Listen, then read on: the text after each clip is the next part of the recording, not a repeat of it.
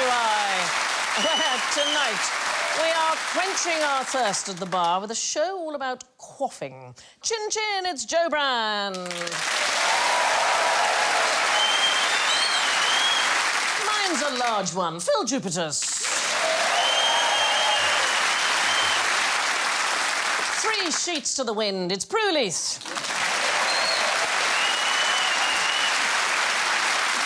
And would you mind stepping out of the vehicle, please, sir? It's Alan Davis.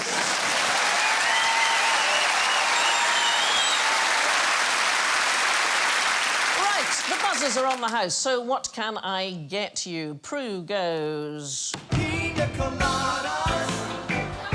Phill goes. Joe goes.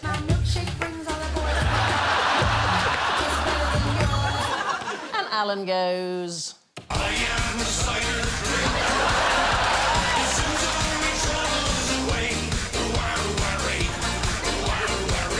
Right. When might it be a good idea to order 300 gin and tonics? Tuesday.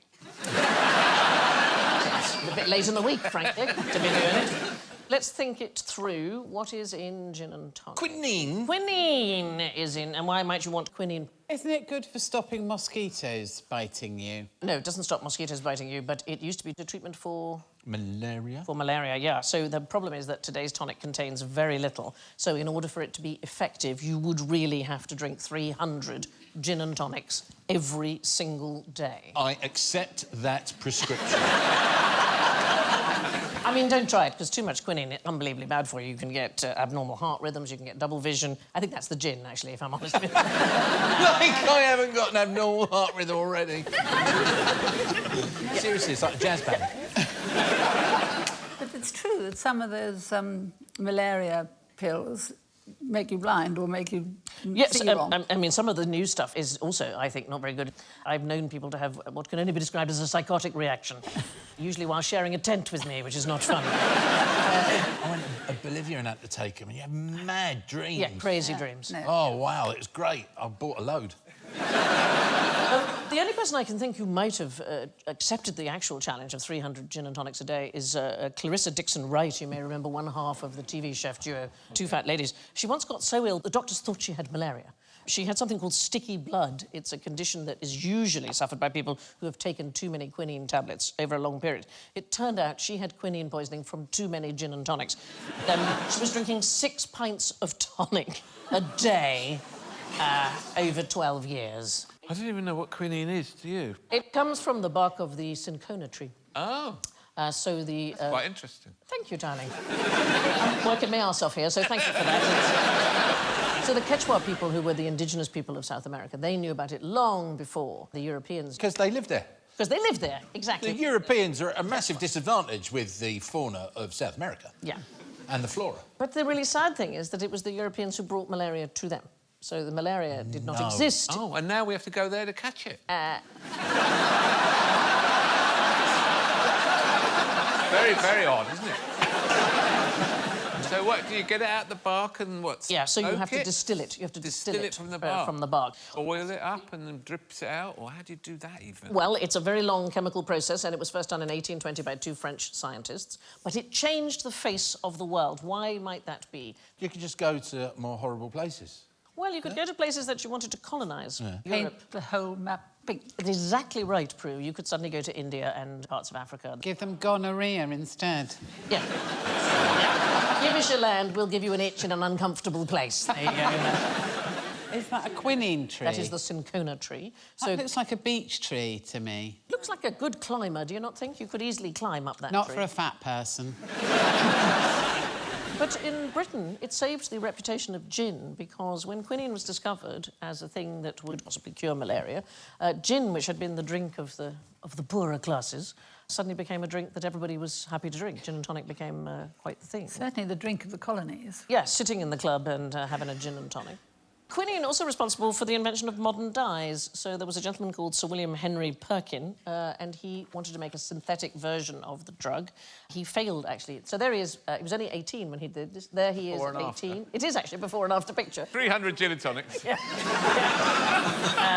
He's very nice looking both times. He was a handsome fellow. Handsome boy, handsome man. He did well, and he invented Movine. It's the very first artificial colour ever invented. Changed the world of fashion. But what he was trying to do was actually to make quinine. I want to heal people, I want to heal people, I want to make people look fabulous. But the pre-quinine malaria treatments, they were just as bizarre as they were desperate. So I love this one. In medieval Europe, it was thought that it would work if you were thrown headfirst into a bush, and if you got out quickly enough to leave the fever behind, that would sort you out. God, if someone landed in my bush trying to... I'd be well pissed off. You're not leaving your fever in there. Get out of it. Also eat an onion with Amen written on it. Is it good for you, Prue, to eat a raw onion? I would have thought. My mother used to have onion sandwiches, raw onion sandwiches. White bread, lots of butter, raw onions. It's delicious. Tell her to put some cheese in. Lovely. It used to be called Roman fever malaria, and it's thought to be one of the reasons for the end of the Roman Empire. It's one of the oldest illnesses in the world. We have discovered mosquitoes with the malaria parasite in it, fossilised in amber, that are 30 million years old. And still to this day, about 1 million people a year die from it. It's a truly terrible disease. It comes from medieval Italian, malaria, so it means bad air. Bad air. Not a good thing. I do like this. In 2014, a Californian firm made a perfume that made cows smell like humans so that mosquitoes would bite them instead of us. It's rather good, isn't it? Because cows can't get malaria, apparently. The other alternative cure is Viagra. Pardon me? Yes, apparently a fairly effective way of treating malaria, as it can improve the spleen's ability to filter the parasite from... Excellent. My malaria's gone and I've got somewhere to put this towel. Prue, I'm so sorry. I know. I did Sorry, warn you. Prue. It's OK. I'm too old to understand it. I don't know what... Right, that's your G&T. Now time for some shots. So you've all got a shot glass of something beside you. So, Alan, having a look at yours, what do you think it might be? Do you want me to drink it? Yeah, have a taste, yes, have a taste. A taste? Mm-hmm. I mean, is it... If I drank it all, would I die? No, I'm not allowed to kill you. It sounds to me like you've said that before. I have to say the contract this year has been particularly tricky to negotiate. What does it taste of? I just drank that. I've got no idea what it is. Any thoughts of what it tastes of? It tastes... I'm getting... I'm getting gravel from the A1 inside of a wardrobe. It hasn't been opened in a couple of years. It's as close as we can get to what the gladiators used to drink. So they quaffed a drink which was made from ash, vinegar and water in order to help... Are you enjoying it more or less now? Basically, what you're drinking there is a burnt-down chip shop.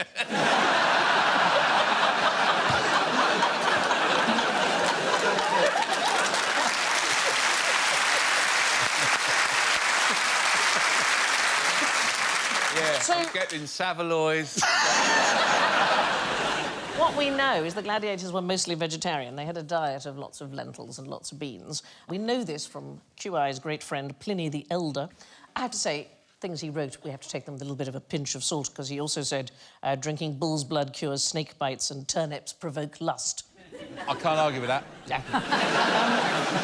These are kind of early energy drinks. And the nearest we can find to the kind of ash thing is activated charcoal shots. And people do drink them now, and adherents say it's fantastic for, I don't know, hangovers, increasing your energy. I have to warn you that it can cause constipation and make your poo black. Just No to say. change there. OK, so a little bit of ash for you. Let's come on to Phil. So, charioteers. I'm straight away malt vinegar right out of the trap. OK. Some malt vinegar. It tastes like watered-down malt vinegar, but I'm getting a bit of a salty back end on it. Yeah, so, well... I think You've said that before as well. Had we been able to do this properly, a salty back end is exactly what's missing, because what they drank was indeed vinegar, which had been watered down, but it also had dung in it, which would be your salted down back end right there. So what is in this is just posca, which is vinegar and water. It would have lots of good calories in it. It would have been a perfectly healthy thing, good for your gut and so on. Even Nero, who fancied himself as a charioteer, he swore by a good old draught of pig dung and vinegar to help you with your recovery. Did you like it? No. No. Did we not go through a period where people were using ash to cook things? I don't know whether they did it intentionally, but certainly there'd been a lot of ash around, and people have often used ash to preserve cheeses and bury cheese in ash. And I think babies were given it for something or other. Croup or something. That's when they used to be allowed to smoke fags. When they had a cup of tea in their bottles, you know, Brandy on the lips to get them to sleep. Yeah, no, brandy on the lips. My nan used to put like a shot of brandy in the baby's milk. Like, yeah, that's a shot. You're a baby. You've had a brandy. Sorry, you're Look saying at me. Look at me. Thanks, Nan. She just wanted you to shut up and go to sleep. Quite right. Right, Joe, let's have a go with you. Looks like liquid hopelessness to me. Do you like it? It tastes like ginger beer. It is just ginger, my darling. It's a stimulant. Ginger, wherever it's been available, has been used, has it not, as a medicine. As a medicine. Here's the thing. If you drank that, how would you feel about drinking from a toilet bowl? Love it. Well, one of the weirdest things about drinking ginger is apparently it suppresses feelings of disgust. So they did a study in 2019 in the Journal of the American Psychological Association. Maybe I'll have sex with my husband tonight.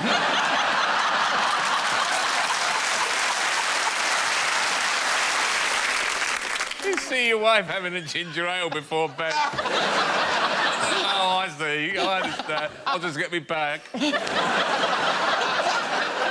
So mildly disgusting things like snot in a napkin or something, you would feel... Yeah, ugh. Have that on some toast. If you have that, if you have the ginger first, apparently you don't feel as disgusted.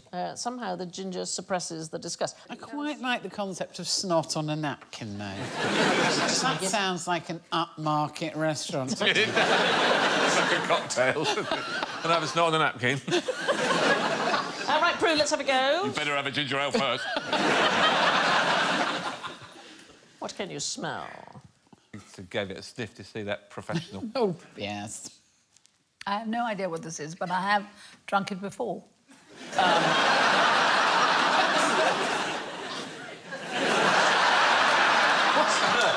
It's a modern energy drink. You don't like the taste of it? Well, it's a bit sweet. What is Well, it it's made of? it's Crack. That'll be the sugar and caffeine and something called taurine, which is supposed to be even more stimulating than caffeine. They're pretty much all So those. if I have it all, I'll be jumping. High as a kite, darling, high as a kite. So these are all energy drinks from a long time ago. This is the most modern one that we've come to here.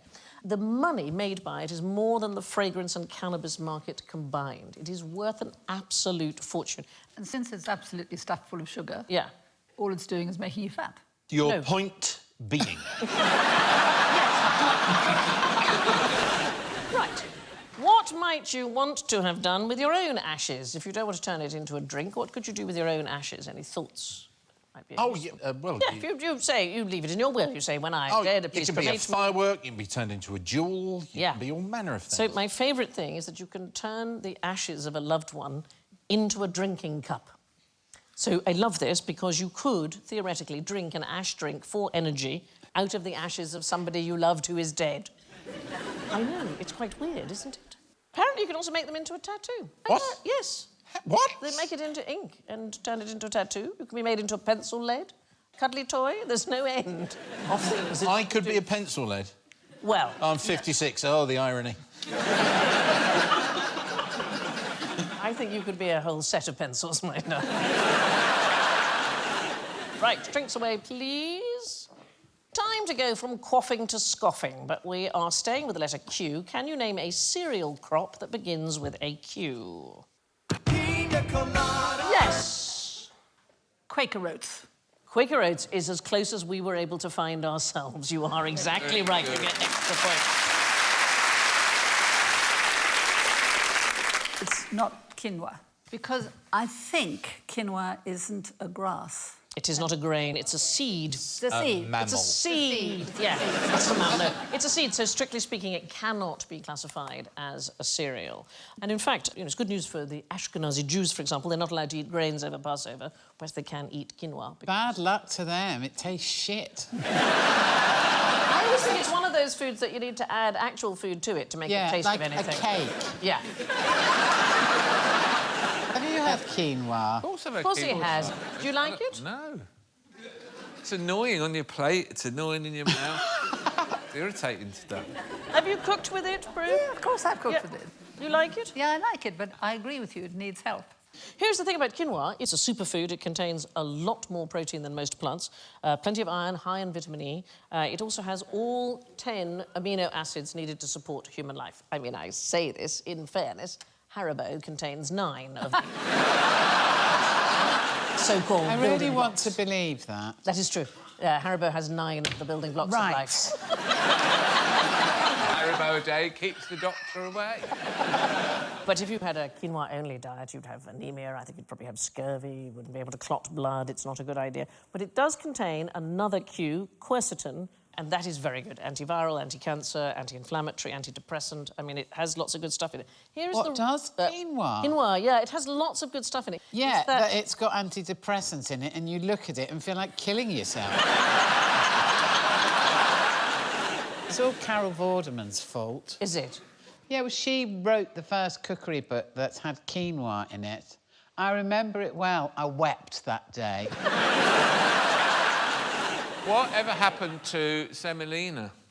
I agree with you. Where's happened? that gone? That's gone. No, nobody uses semolina. I no. ate semolina. Do you? If you make a pie and it's likely to have a soggy bottom, Yes. I'm listening. if you put a layer of semolina in the bottom of the pie, it will soak up those juices and you'll have a nice, crisp, non-soggy bottom. And you won't taste it? You won't taste the semolina? It's just wheat, so it's just like pastry. I love that. Anybody know what quinoa plant looks like? Yeah, I went to Bolivia. I saw quinoa Right. fields. It is actually rather beautiful. It's got colours which come from a type of pigment called betulin. It's the same chemical gives beetroot its colour. Isn't it? It's rather lovely.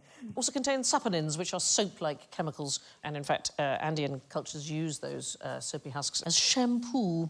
And NASA are looking at quinoa as a possible food for long space missions. Lucky astronaut. I know, yay! Another reason not to get on one of that, and you've got to sit with Richard Branson for 50 years.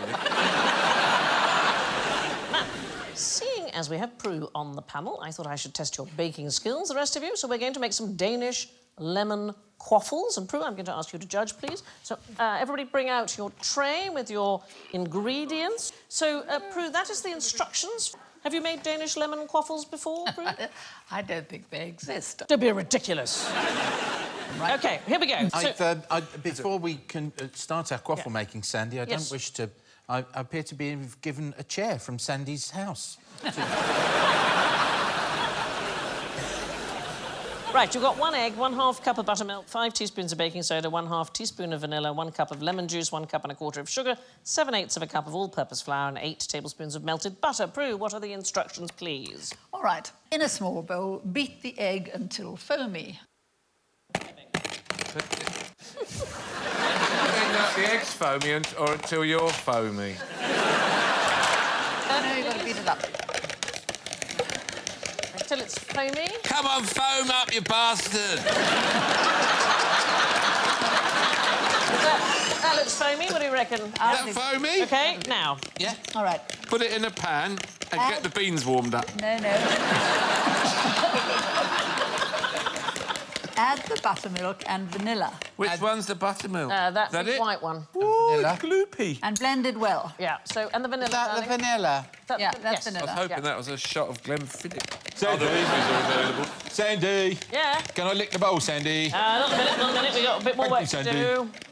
Add the baking soda, 1 teaspoon at a time, sprinkling it and beating until the mixture is smooth and the consistency of light cream. Alan, you can do this, right? And beating. Sandy, you should keep that other show where it belongs.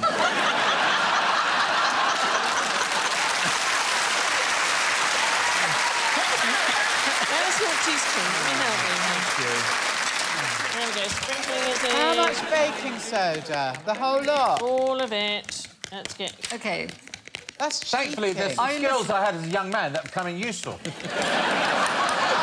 I work in a baker's... Listen. Right. Now, hey. Have I got a ball of it? No. One at a time, get it in there. Oh, darling, it'll take forever. Let me come and go help faster. you. What? 1 teaspoon at a time. Where's Don't the rush. teaspoon? Where- It's there. It's All right, there. don't shout at me. Don't leak. Oh. There we go. When's the lemon and the Faster. sugar Don't going? worry, we're still doing it, we're doing it. I'm OK, being assisted by Sandy. OK, all right. This is pretty good. Yep, now what? I used All to right. charge a £5 for this. Now,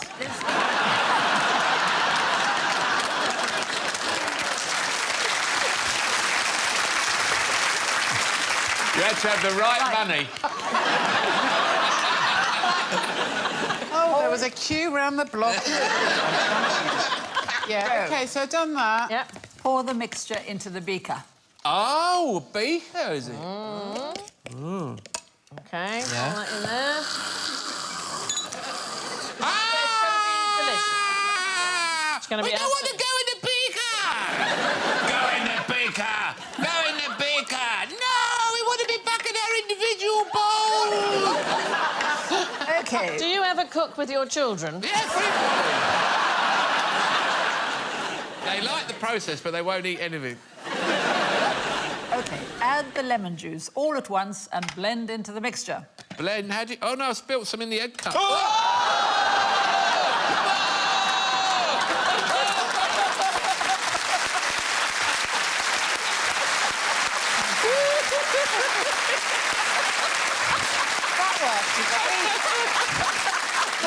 that was great! That was fab, That was wasn't really it? good. It was fab. Is that real food? No, darling. This is bullshit!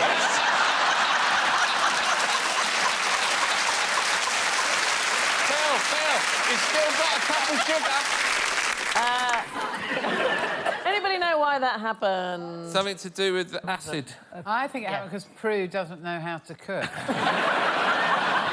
So the lemon juice is acid and it mixes with baking powder, which is a carbonate, and that is what happens. How do you make a lemon cake? Is then? it fine? Baking soda. OK. So it forms CO2 and it foams up in that way. Especially if you put 5 teaspoons in it, which Yeah. is about 4.5 more than you'd normally use. Yeah, we were rather determined that it should work. I think it did. Obviously, we invented Danish lemon quaffles because it begins with a Q. Could I recommend to you a Penn and Teller book called How to Play with Your Food, and the recipe's in there. It's called Swedish Lemon Angels. But what a great thing to make with your kids, and wasn't Prue fantastic getting out the instructions there.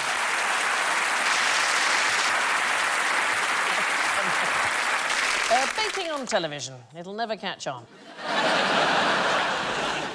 Now for a question on quips. Phil, how many jokes would you exchange for this person? Well, it's my child, so... I've got to be honest, it's a buyer's market. So this is your daughter, Emily. Yeah. And Emily is now one of the elves here. She works for us on QI. But we learnt this wonderful thing in between the 5th and the 2nd century BC in Athens. Comedians were known as parasitos. Literally means... We still are. Literally means parasites. Thank you. So spongers. And they made a living by turning up at dinner parties uninvited, and they would exchange jokes for food. And they had their own joke books and kept them updated. That's why we're such brilliant comics. Look at the size of us.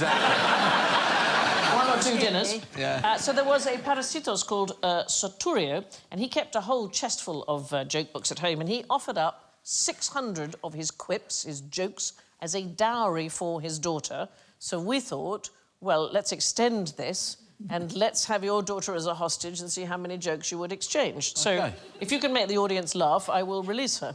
OK. A salesman knocks on the door of a house, and the door opens, and there's a 5-year-old child standing there with a cigar and a balloon of brandy. And the salesman looks at the little boy and goes, "Hello, little boy." He goes, "All right." He goes, "Are your mum and dad in?" And he goes, "Does it look like they are?"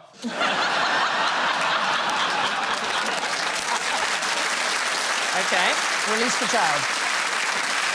So the ancient Greeks had stand-up comedy nights, but a lot of the time only other comedians would attend. There was a group...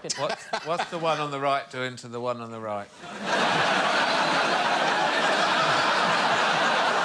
I believe that's the beginning of improv. The one on the left's not keen on it. No.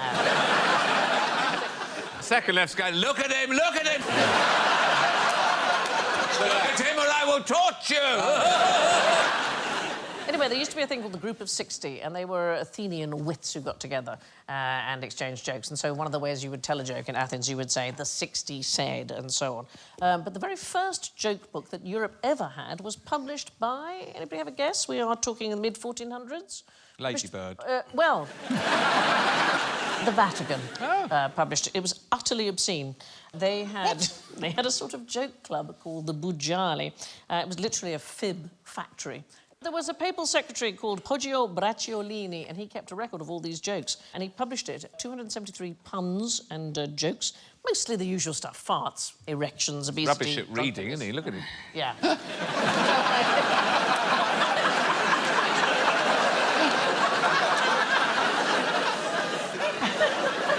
Excuse me, is that Athena? The frame of my picture has fallen on my head.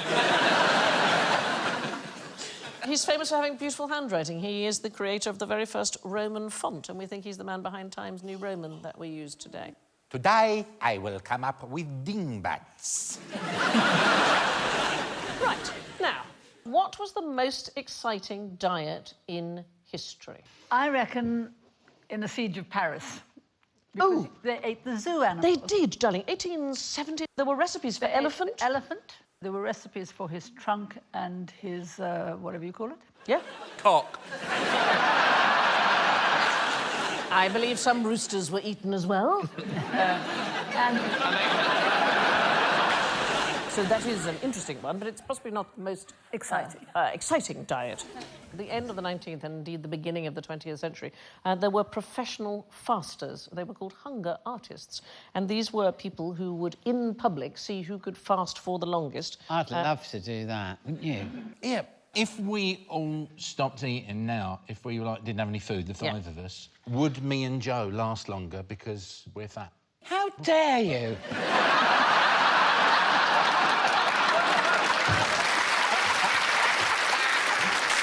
I point out I'm much heavier than Joe. I'll slaughter her in a fasting competition. It's not a competition, but do if these reserves... Yes, of course we would last longer. you? Yeah. Don't you think? I don't know that's necessarily true. I think it depends on your metabolism and your ability to survive. Yeah. So, how long do you think you would last? Because if you could last for a very long time, you could make thousands and thousands of pounds. A year. There was a guy called Giovanni Suchi. He was paid more than £250,000 back in 1890. He lasted 40 days on the stage in London. And afterwards, he had missed eating so much, he went on to found Pringles. What we now reckon is... doesn't matter about your initial body weight. You probably last 8 to 12 weeks. OK. All of us would be about the same. But this fad, it started in 1880. There was a doctor called Henry Tanner, and he bet that he could live on water for 40 days, and he made an absolute fortune from people just coming to stare at him. There was a woman called Molly Flancher. She was also known as the Brooklyn Enigma, and she claimed she had psychic abilities due to starvation, and she was challenged to do it for 40 days with round-the-clock observation by doctors, but she said, the doctors are bound to be male, I'm not going to do it. Because, you know, modesty would prevent me from doing this. The truth is, on the whole, it was discovered people had been secretly eating. Anybody remember the last one in, sort of in popular... Oh, it's David Blaine. David in Blaine. the box. Yeah, he did 44 days in the box. I went to see him. Did you go and see him? When I went, it was quite late at night and people were throwing eggs at him, which I thought was rude. How long would you last without water, though? Not anywhere near as long. I mean, you must have 3 days. So you must have some hydration of some kind. There's a rule of 3. You can survive 3 hours without shelter, you can survive 3 days without water, and 3 weeks without food is the sort of rule of 3. What was the first one? You can survive 3 hours without shelter. This cricket match is longer than that. I mean, the one that is extraordinary is the breatharian diet. Does anybody know what the breatharian diet is? Is it breathing air? Just that. Literally just that. There's this thing, prana, which you're supposed to live on. It's a Sanskrit word, and it translates as life air or life force. Have you met a breatharian? I haven't. I presume they're the only people... I presume they're all dead.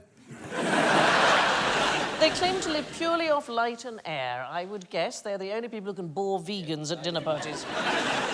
Patrick Moore wrote a wonderful book called Can You Speak Venusian? And he established that the leader of the breatharians did actually eat much like everybody else, but not as well, because all he was able to do was rely on places open very late at night when nobody saw him go. So he... not eating a good diet. Definitely don't try it at home. That's the garage, isn't it? So that's basically pork pies and quavers, isn't it? Brahmin. Twixies. Yeah. What's the least amount of food anything can survive on? Any human? No, anything. A living being. 2% of your body weight or something? 2% of your body weight? I mean, we need at least 1,200 calories, don't we, the human beings? Only 1,200? That's 3 muffins.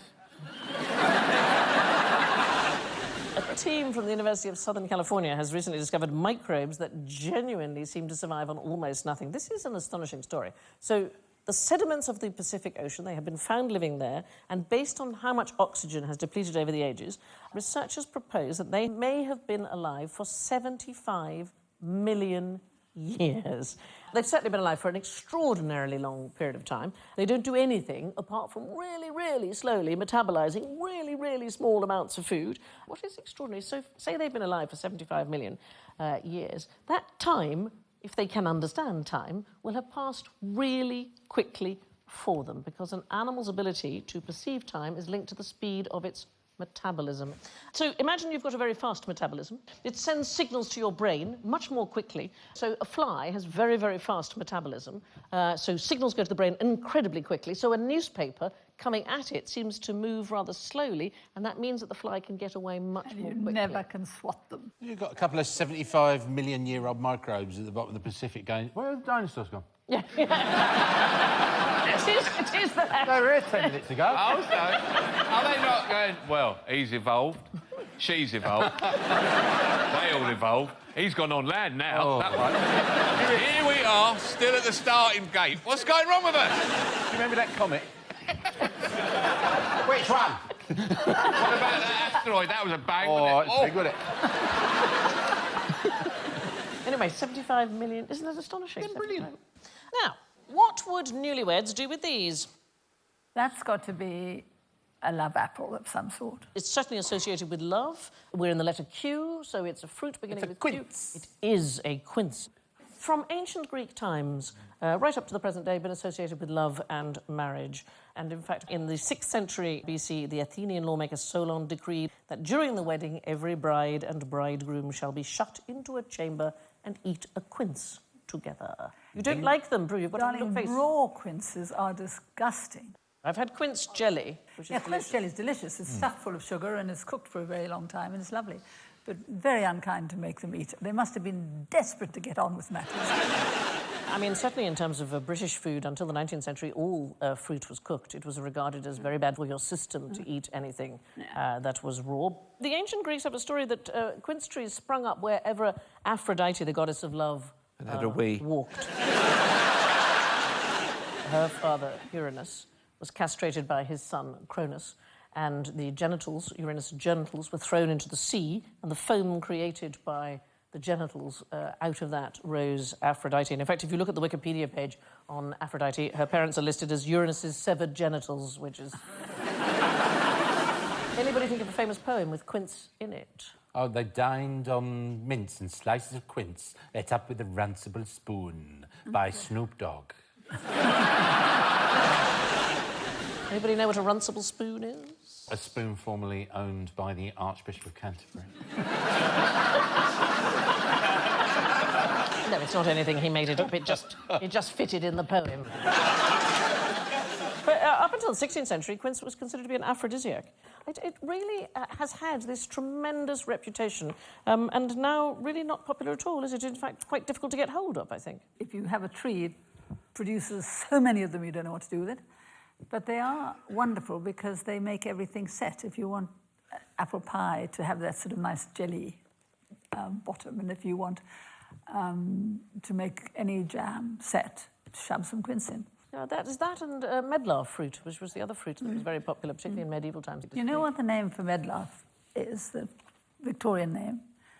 Dog's ass. Oh, is that right? If you look at the end of a medlar, Guess what it looks like? Does it look like just like a dog's Dog's arse? arse. There's one street in London called Medlar Street where there are still some medlar trees, but I don't think anybody picks the fruit because people don't know what to do with it. I would have preferred Dog's Arse Street, wouldn't you? Anyway, I think generally people should pay more attention to quinces. Now for a question that may make you feel a little queasy. Where can you find the world's most disgusting food? What I think so interesting about that is that it depends where you are. You're right, it is entirely to do with cultural context, but there is actually a disgusting food museum. It is in Sweden, it is in Malmö. So what they have said, the rules for the food that is allowed to be in the Disgusting Food Museum, they have to be considered disgusting by some people somewhere in the world. They have to be genuinely eaten by some people somewhere in the world as a choice, OK, so not through necessity, and they mustn't be a foodstuff that has been created just for tourists. So, for example, they have bull testicles, which in the United States are eaten as prairie oysters or Rocky Mountain oysters. Those are the testicles, in case you ever, like me, had never seen them before. Mongolian Mary, which is a sheep's eye in tomato juice, which is regarded as a hangover cure in Mongolia. That is a bull's penis there. And penis very popular in drinks. It takes 3 penises to make Chinese 3-penis wine. You need a... I know. Well named. Wait, what now? Yeah. You need a seal, a deer and a dog. Call it a last glass of triple dick, please, mate.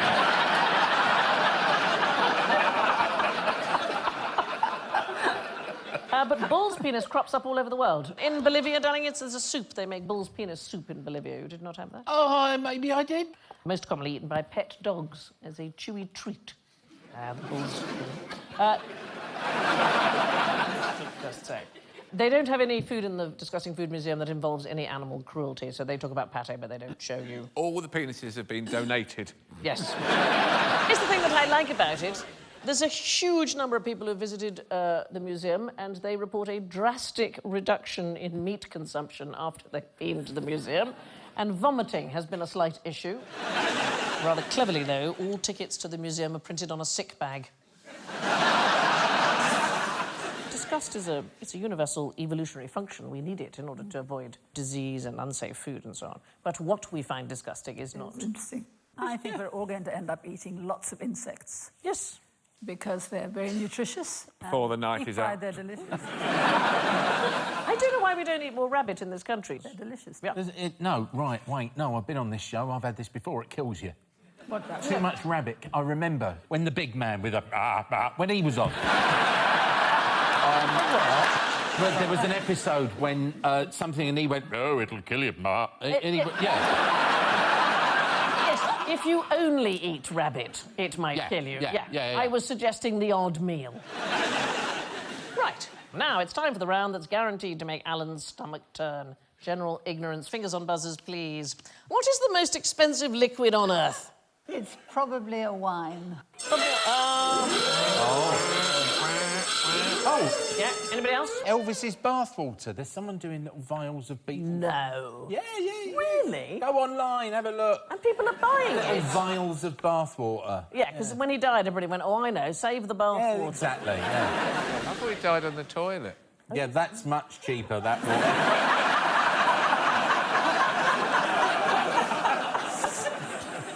We think the answer is probably racehorse semen. There is an internet factoid that says scorpion venom is the most expensive liquid on Earth. It is 30 million pounds per gallon. But here's the thing about scientists. They've worked out a new way of breeding and milking scorpions. It's brought the price right down. Oh, yes. Oh, they've ruined the market's craft. I know. You can now get a gallon of scorpion venom for a mere £70,000. Now, come on, Daisy, put your stinger in the milker. A gallon is a lot. It is a lot. You can get a gallon of LSD for £123,000. It's on off Waitrose. Chanel number 5, £20,000 per gallon. Printer ink, £2,000 per gallon. We're heading down the prices here. Shit, that is a racket, isn't That is a racket. The most expensive liquid that we can find seems to be racehorse semen. So, for a mare to be serviced by a famous thoroughbred called Galileo would cost the owner about £540,000. The average volume of a stallion's ejaculation is 65 mil. So, Galileo would have to ejaculate 70 times in order to produce 1 gallon of semen, and so his semen would be worth almost £50 million per gallon. It is the most expensive thing. Wow! I know. How much is a man's semen worth? Yours, a quid. Yeah. What, a gallon? in Poundland? Horse semen is much more expensive than printer ink, but even if it was cheaper, it would probably cause some kind of paper jam. Now, what is traditional marmalade made from? Quinces? Oranges.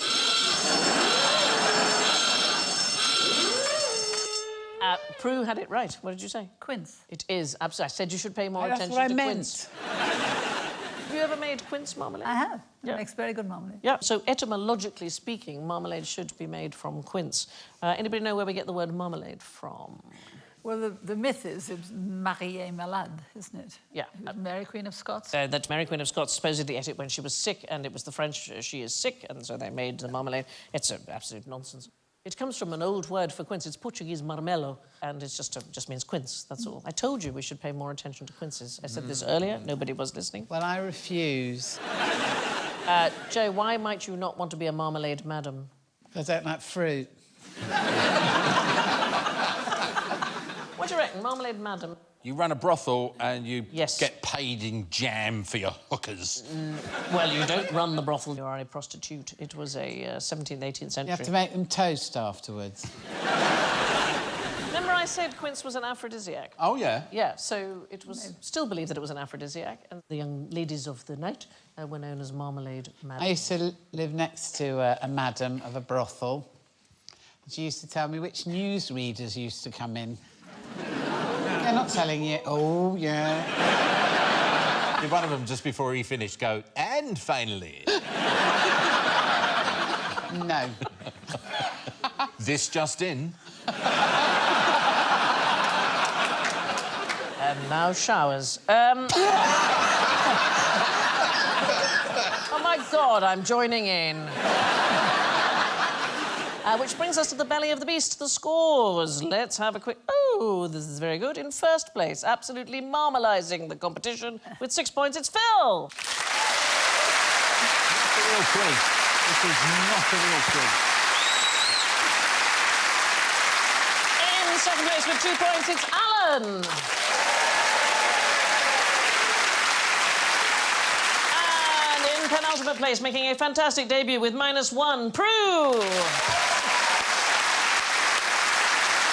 But busting a gut, yet still in last place with -13, Joe.